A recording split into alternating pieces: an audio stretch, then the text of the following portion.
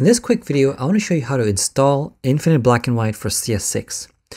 In the downloads after your purchase, you should see a file here called Infinite Black and White for CS6 installers. You simply want to extract that, so you can either double click on a Mac or click on right click and say open.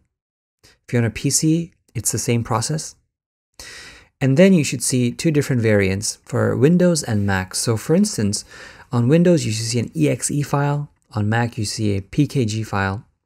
And on a Mac, what you need to do is hold the control button down on your keyboard, click on this, and then say open. The reason for that is if we went and double clicked this file, you might get an error that says it can't be open. However, if you click on control and you click on it and then say open, it bypasses that and allows you to open that file. Once you do, find the installation dialog box somewhere on your computer, then hit continue, install, enter your passcode, and then in a few moments your installation will be successful. Now the next thing you want to do is go ahead and restart Photoshop CS6 if you already have it open. And if you don't have it open, go ahead and just open Photoshop CS6.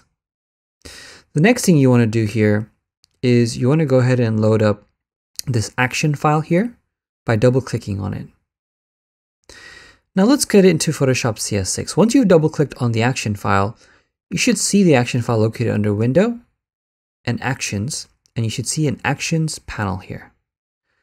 However, yours might look a little different. It might not be in button mode. So the button mode function is located here, and actions turn into individual little buttons. But for now, let's get out of button mode so we can go back to the default view that everybody has, and we're going to scroll all the way down till we see a folder called the Infinite Black and White panel. Now, what we're going to do here is we're going to go back to button mode and go all the way to the bottom, and you should see the first action, which is this yellow, orange, and red. And the way it correlates to the Infinite Black and White panel is that these little functions here are identical to the ones here. These actions are actually connected to scripts outside of Photoshop. And these are the same scripts that are under the engine, or the engine, I should say, or is the engine of the Infinite Black and White panel. The difference is just the interface. And in the next video, I'm going to show you physically how to use the actions in correlation to this interface. Also keep in mind that even though these are actions, they're actually scripts, and they load scripts that are powerful. And CS6 doesn't allow for a physical interface of an extension in the same degree as this one does.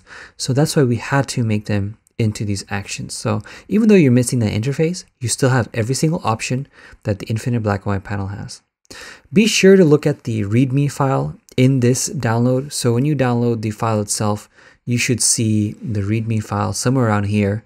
And in it, you'll see links on how to install the Infinite Black and White panel, as well as how to use the Infinite Black and White panel for CS6, along with in-depth tutorials on how to use the Infinite Black and White panel in general. So please check it out, very important. I'll also make sure to link that in the description of this particular video, should you for some reason not find the README file too.